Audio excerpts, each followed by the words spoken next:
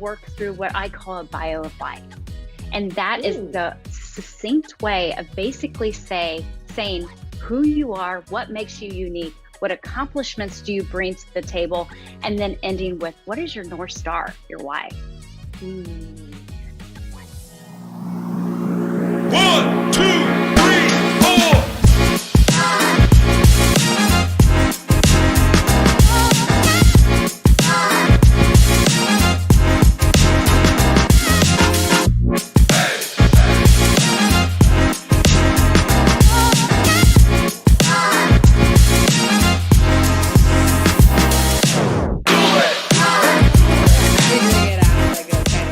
Anyway, I'm so glad to be here with you. Hello, everybody. Welcome to the show. And today I have somebody who just oozes with evolution and empowerment. And I'm so excited to introduce you guys to her today. If you haven't met Courtney Turich yet, she is here with me today. And today we're going to get into all sorts of things, including the way that you can learn to empower yourself, what it really takes today to succeed in sales, and a whole lot of evolution that this woman has been through to bring her to where she is now. So hello, welcome. I am Claire Davis. I am the owner of Traction Resume, where I help medical sales leaders, just like many of you listening, get great jobs that they love and that fulfill them in medical sales and make more money. So thank you so much for joining us. Please feel free to subscribe and share this with your friends. And without further ado, hey, Courtney, how is it going over there? Hey, Claire, so happy to be here and excited to talk to you and everyone else about just the evolution of life in our professional world, especially as a woman. If you look out there into, on the internet, onto podcasts, onto live shows, there are a lot of wonderful male leaders in this space, but man, if there could be more women in this space, we are dedicated to getting it there. So tell us from the beginning, how did you even get into medical sales? Is it something that you thought, way back when you were planning out your career? Is it something you thought you'd stumble into, or was it a surprise? What a good question, Claire. So it goes back, I really didn't even know medical sales reps existed until I met my stepfather, who is an orthopedic surgeon. And that's when this whole new world was introduced to me. He took me under his wing and showed me, what his reps did for him, that there was this world of, wow, like you could basically create your own professional entrepreneurial world in this aspect of sales and medical sales. So it wasn't until my senior year of college that really became at the forefront. However, what I did realize after college, it's extremely hard to get in. I tried, I interviewed with several companies, and unfortunately, like many of us here, you need some experience or you need some B2B. And that's when I took it upon myself and actually got a job at AT&T Business, designing and selling data networks for a year. It was not anything I found exciting, but I did it, so I can call myself a tech guru, but a little bit far from it. Yeah. And then I got a call from a headhunter one day, a year after working for AT&T Business. Mm-hmm. And that's when the door opened for me, and I got a job at Stryker Navigation. Okay. And Stryker Navigation at the time, it was a relatively new technology, wasn't it? Extremely new. I was the fifth person hired. So it's almost like I worked with a startup, but had the backing of this huge company, which was great. So we got to fumble, mess up. I was wearing multiple hats. I started out as what they called a sales engineer, but essentially what that meant was I all over half the US, covering cases, acting as the expert for various striker reps, and just kind of learning on the fly. Yeah.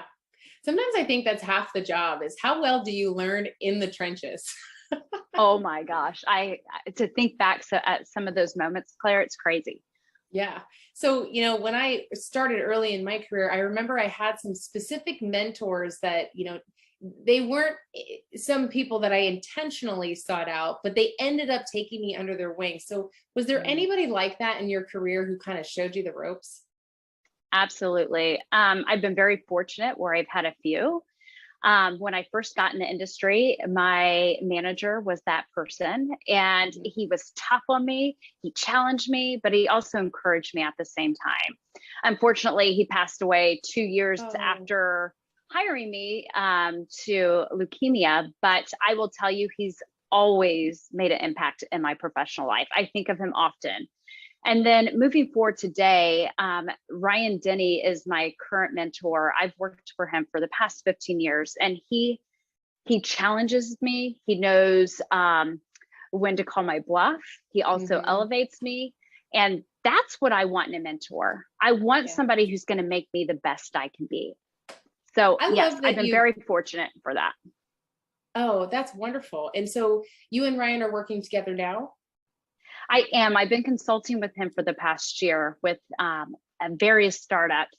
It's really cool to see these CEOs who are also trying to bring their product to life, right? And just trying to find some direction. And how did you end up making your transition back into more and more startup ventures? What was the journey like for you? So luckily at Stryker, being part of that startup environment there allowed me to wear many hats. They moved me around in various positions. So I was a sales engineer. I was a business development manager. I moved in-house to Kalamazoo and ran the orthopedic product navigation line. And that really gave me just a perspective of, wow, everything I could potentially do in that startup realm. Right? Because the day changes, you never know what to expect. And shortly after that is when I ended up creating my own product that I created with an old Stryker partner. And we just, it was like one day we just wanted to be able to bring something to life. Yeah. Can you tell us a little bit about what this is? I've heard you speak about this before, but for anybody who hasn't, this is a really great story. So can you tell us a little bit about the monkey mat? Sure. So monkey mat's a 5x5 foot water repellent mat with weighted corners that can stuff back into a small pouch really quickly. So great for if you're traveling at the beach, you're on a bike ride, you're on a picnic at the airport. So one day we just decided, hey, I wonder what it's like to go on Shark Tank. So we got online, submitted our information. And funny enough, you submit a headshot and a brief overview of your product, and then it goes to the cyber world and you don't get an email back. You just think, let's see if anything happens. Yeah. And about a month later, we got a call from a producer, and that's when the process started. So there's a lot of work that goes into actually getting accepted to go to LA to film. But once you get to LA, even if you get to LA, it's not guaranteed that you're going to get a spot on TV. Were you thinking, okay, I've made it. I've made this big transition. I'm working for a company. Now I'm going to make my own company. Now I'm going to bring my own product to life. This is it for me. I'm going to go the entrepreneurial track. Of course, as an entrepreneur, right? You're living the dream. You're seeing the vision. You think this is going to be your end all be all. And as we learned a lot of lessons, and as it was exciting along the way, unfortunately, it wasn't it didn't make the financial impact that my family needed to survive. And I was at this crossroad where it was, okay, Courtney, are you really going to keep trying to make something work that in reality is not going to get there unless how do I say this? Unless you're really just 2 feet in, you're all in. And at that point, I wasn't all in. I felt like I was missing something. And Yeah. Okay. I had transitioned to a different division of Stryker, and that division of Stryker got shut down. So luckily I got a severance, and I took that and really immersed myself into Monkey Mat for 3 years. When I first started Traction Resume, actually, it was quite by accident. Having grown up in a household of recruiters, I was always the friend that my friends and colleagues had who could help them with their resume and interview prep. Little did I know 7 years later, we'd be talking about helping medical salespeople brand themselves through social media to operate well in the hybrid environment. It's a huge evolution. So do you feel like at some point, you know, you're looking at your experience with Monkey Mat and thinking, this isn't serving me anymore? And what did that look like? Because so much of yourself goes into that it's got to be a hard transition. It was more difficult than I would have ever imagined. And there's a saying people say, sometimes you have to lose yourself before you can be found. And at that point, it was a really dark moment for me because I did have a void and I knew that a change needed to happen. And it was one day I was talking to a friend that also went through the Shark Tank experience. And on that call, she shut her business down. And on that call, I remember saying, I'm done. It was such a pivotal moment for me to say that out loud that I was scared to say it out loud. But when I said it out loud, Claire, my whole world opened up again. Was it freeing to say it out loud? Was it like, okay, I can finally admit it and move on? Absolutely. And as you mentioned, I knew in my mind. Sure. I knew. But when I said it, it was like this huge weight off my shoulders. And, you know, as I look back, I was at a point where I was no longer using the strengths on which I thrive upon. And that's what's made me so passionate about understanding what your strengths are, because if you do, your world becomes unstoppable. One of the things that I hear you talk a lot about is becoming unstoppable. And so has that been the next step forward of your journey after Monkey Mat? Were you like on fire with what that is for you and what it can be for other people? You know, I wouldn't say instantly I was on fire. You know, it was a little scary to come back to the medical space and to re-enter that world. It had been 3 years. It was a process to get my legs again within the industry. I will say it took me about a year to really be like, okay, I'm ready to rock and roll. And I have found my voice. I have found what I'm made of, my strengths. And really, it was a great feeling. Okay. So how did you find your strengths? What was the process like for you? So, you know, this goes way back to my Stryker years. They are big Gallup people. And one of my mentors there, he had me go through the Strength Finder, which outlines your 34 traits. However, you're only supposed to look at your top 5 strengths and just ignore the rest. And if you can really focus on those top 5, immerse yourself in them, your world opens. However, it's also important to know those strengths have pitfalls. So the more you become aware of your strengths, you also acknowledge not only what they can do for you, but how they hold you back too. Do you think you've gained more wisdom by finding out the strength, or by finding, you know, where your strengths don't lie and then how to support yourself despite? That's a very interesting question. And, you know, thinking about it, it's realizing where the weaknesses are with those strengths. And for example, my top strength is being an activator. I take action. When somebody tells me to do something, Claire, it is game on, time to go. Okay. So, you know, it wasn't until I had an associate working for me, and he is the opposite. He needs to take a step back and really look at the situation. And that was a moment for me when I realized, wow, what a powerful team we make, because he knew when I thought it was time to take action, he would slow my roll and make sure that I was looking at every aspect that could possibly be a pitfall in its own way because of my putting blinders on, let's take action mentality. If I had to think back to my Gallup poll, the most recent one, I think it was input, learner, achiever.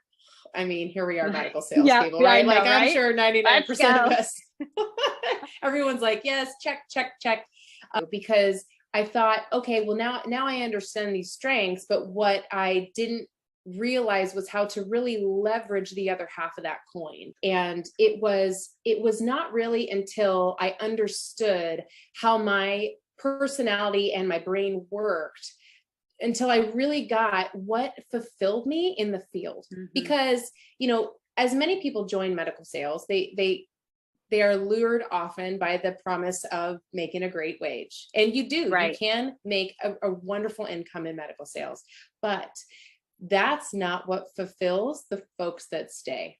Not usually, not in my experience. So being able to understand what that fulfillment is derived from was really powerful for me. And for me, it was acceptance into a new community, because I'm big on community and growing together. But it was also the many achievements along the way. For me, I wake up every morning, I get my notebook out and a pen, and I put my to-do list down on paper. And until those boxes are checked, I'm not satisfied for the day. And it doesn't have to be perfect, everything with a little grace, you guys. But for me, that worked. For others, it wouldn't work. It's different for everybody. So can you give us a little bit of a story about, or maybe a time when you've been able to leverage your strengths because, you understood them for what they are, and we're able to, optimize them for yourself? Sure. I mean, gosh, Claire, I feel like I could give you a lot, because now that I really focus on them and live them daily, I see them every single day. But for, strategic, I was in capital sales. Let me give you a story of, it was COVID year, right? Everybody was struggling because we didn't know how to sell to our customers anymore. We couldn't get into the hospitals. We couldn't get into offices. However, I was a month away from needing to hit my quota. I had one system, I needed 7. And it's a capital sales process. And of course, it was an end of fiscal year, which would be December for a lot of companies and hospitals. It was the end of August. It was a very bizarre time frame to have an end of year. And we started, positivity is one of my traits. Here's my strengths. I should lay them let's out. Hear them. I'm an activator. Okay. I'm strategic, positive, competitive, and a maximizer. Okay. So I knew we had 30 days left. I also find that the mind is a powerful, powerful tool. And yes, being positive is great, but you have to be a realist. Positivity can also outwin many times when you're struggling. So every day of that month of August, I sent my associate an email. I said where we are with our quota, and it ended with, we will hit quota. Every day for the entire month of August.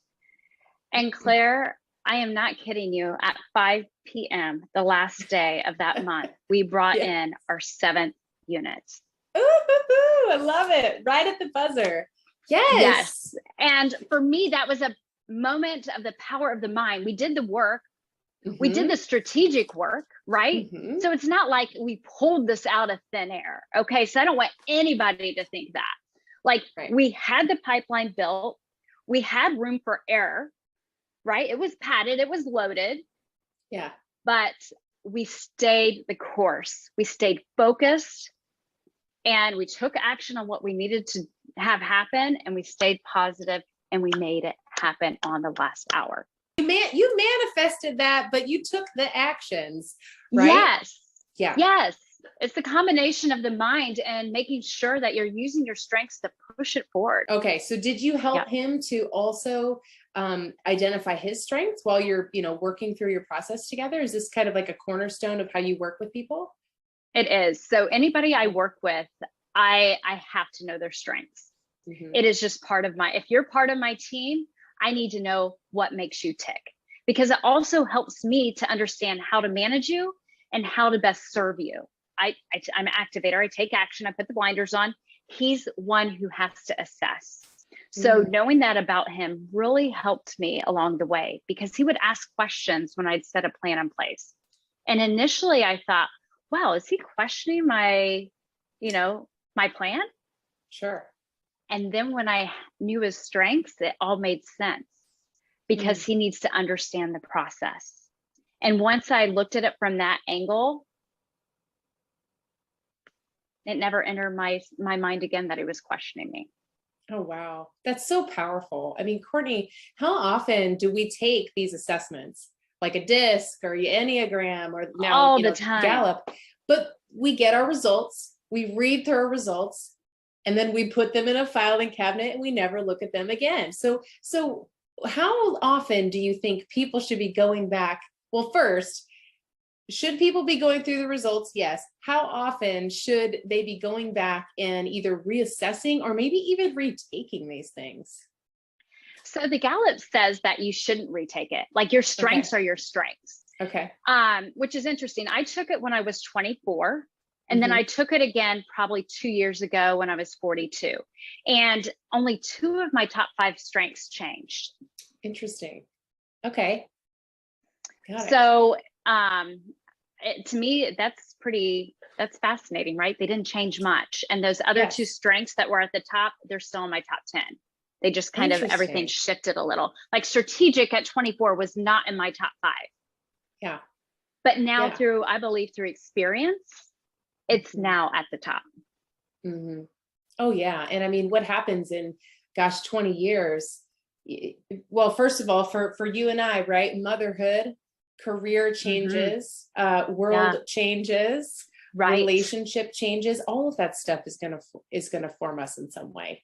So absolutely. When I realized what they did for me, that's when I wanted to stand on the mountaintop and let everybody know, hey, you've got to know this about yourself.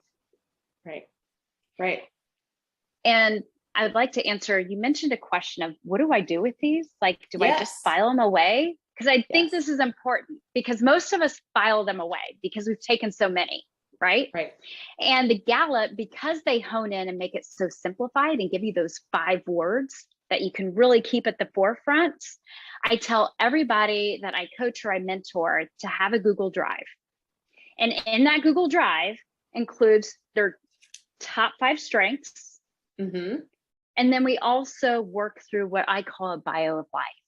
And that is the succinct way of basically saying who you are, what makes you unique, what accomplishments do you bring to the table, and then ending with, what is your North Star, your why? So anytime you have an interview, I get on this podcast with you, for example, or I have an important meeting, I review mine very frequently, because it's your own self-pep talk. It gets you fired up for yourself. Do you feel like this is an area where people haven't explored simply because they've been busy or it hasn't come up in their life? Or do you think there's a barrier? I believe there's a barrier, because it's not, you have to let your mind go there. You have to let your mind go there. And a lot of us are just running on the hamster wheel, right? Like it's a busy, fast-paced industry, whether it's work, life, whatever it might be. You actually need to take a step back and take a breath and reflect on yourself. But it's like going to the gym. Once you go once and you start to really allow yourself to go there, it gets easier and easier and easier. If we're in the medical world, understand how the brain works, because there are neural pathways that you can train to allow yourself to have that reflection on a daily basis. I think a lot is investing the time, right? And you think, well, what am I going to get out of this, right? I already know myself. I'm doing a great job today. And do I really need to understand myself more? But what they don't realize is if they know themselves, they're now going to be selling off their strengths. And it will make sense when they're pushed in a direction by their manager that they don't like. Well, maybe if they knew their strengths, they could pivot it and make it work for them. Okay. I mean, Claire, I can't tell you how many people cannot explain what makes them unique. Okay. So, and that is one of the exercises we do. I mean, it's as simple as, hey, take a moment, put your strengths aside. You don't know your strengths at this time, but I want you to take 5 minutes and I want you to write down every word that describes you at the core. Mm-hmm. That can be hard for some people. Oh, but when sure. they do it and they take a step back and they look at it, people get emotional because Oh, they've yeah. allowed to say that I'm a leader, I'm passionate, I'm creative. And a lot of us don't say that about ourselves enough. And then I get a lot of people, when they say they're not unique because that person paid for their school, but that's part of your journey and it is unique. Mm-hmm. And you worked hard to put yourself through school, right? Yeah. Like, Yeah. explain what that meant for you. What did it do to you to put yourself through school? Right. Right. On top of, what are your accomplishments? What are your top 3 Right. accomplishments? I mean, it's really, in my mind, it shouldn't be as hard, but it is for a lot of people because they just haven't taken the time. It's funny you say that. I was working with a gentleman not too long ago. And when we spoke on the phone, he said, well, I mean, I've led a great career, but nothing of note, really, Claire. Like, there's nothing I could call to mind right now. And so, as a resume writer, my job is to find those things that you don't think are a big deal that are a great big deal. Right. And I remember this one day we were talking about how his company had really started bringing in exceptional talent right out of college through these programs that would kind of, reach out to top students, and they bring them in as interns. If they loved it and it was a fit, they'd be off to the races, right? Well, so I'm talking to him a little bit about the generation of this program. And he says, well, yeah, it just started. It didn't exist a couple of years ago. I said, oh, that's interesting. I said, well, how did it begin? Well, I reached out to a couple of local universities and I just, talked to the right people, and bada bing, bada boom, we've got a program. I said, I'm sorry, you created the program of fostering talent at your own company? Oh, guy. Okay. But right. So many overlook the things that may even seem mundane or typical, or just something they don't even recognize as great because they're used to doing things like that, but to the rest of us are remarkable. It is. It's enlightening for me. And it really, when I see people find their why or find their strengths, I equally get excited. And that is like the aha moment and the best feeling ever as a professional. Okay. So tell me a little bit about what is next for you, because you have been an entrepreneur. You have been working at some of the biggest names in the industry. You've got an incredible track record helping, companies large and small, and people thrive within them. So what do you think you're going to do next? What's next for you? Oh, I love this question. This past year has been really transformational for myself, and just discovering really even more about what makes me thrive. And, initially I started this journey of, I'm going to be a coach because I do like to have people help them understand what their strengths are and what they bring to the table. But I still felt like there was a missing void. And when it made me realize I am meant to be part of a team. I am meant to be part of a startup and the craziness and the passion of it all. And I'm excited to share that it will be soon, but I will be joining a team and being part of that craziness life again. And I am super excited to work with like-minded professionals and all strive for a common goal. Awesome. Oh, I am so glad to hear that. That's so exciting. It's been really amazing following your journey. You and I met on LinkedIn, gosh, almost a year or 2 years ago. And to follow your journey since then has been really inspiring. I think that what really is needed in medical sales are more voices, more people who are willing to invest in the individual to help them find that authenticity, to help them find the fulfillment in their career. because if there's one thing we have all learned over the last few years is that money is not the be all end all. And so I think being this new generation of folks who are coming through the industry are so keenly aware that they've got to know themselves, right? They've got to get to know themselves so much more than they may have before. And that today medical sales looks different than it did 10 years ago. It absolutely did. And I will tell you, Claire, I feel like it's the most competitive I've ever seen it. Because the game is higher than I've ever seen it. Last question. I want to know what you think from your perspective, because we know medical sales has changed. The landscape has changed. The attention to an individual's mindset is here. Like so many things have evolved just in the last couple of years. So for today's medical sales leader, what does it really take? Where should they invest today in themselves so that they can not only succeed, but really thrive in what they're doing and love themselves in the process? Okay, so a few things. Number one, find your strengths. If I haven't made that point today, find your strengths. Understand what makes you unique. Find your tribe. You know, you've got to find people that lift you up and vice versa. These are your people. Lean on them. Whether they're in your company or even on social media. I've met some of the most amazing people, you, Claire, being one of them, on LinkedIn. And it's hard to believe that these people I've never met in person are people I support on a daily basis. And I connect with them on a deep level just by hearing their voice. Share your voice is another thing. You don't think people are watching or listening or seeing. They are. And remember, your voice, your story, might be what gets somebody else through that day and helps lift them up. And you put that energy out into the universe, it will come back. And you have to be doing a little bit of everything in this sales landscape right now. You can't just be sending emails. You can't send a text. You can't just be going into facilities. So get creative. Use your voice. Show your face. Show your wisdom and your value. Oh, I love it. I have chills all over.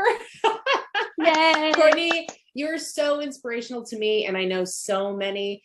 Where can people find you to learn more and to connect with you?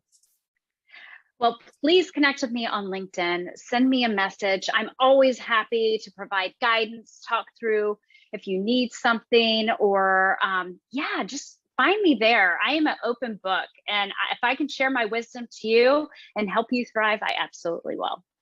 Awesome. Well, thank you so much for your time today. It is always a pleasure to speak to you. Like I told you backstage, honestly, you are the type who has lived 10 lives in one. And it's so fascinating to hear about your journey. And I absolutely adore what you are doing for other people, specifically men and women in medical sales. So thank you for everything you do. And thanks for being here with us today. Thanks so much, Claire.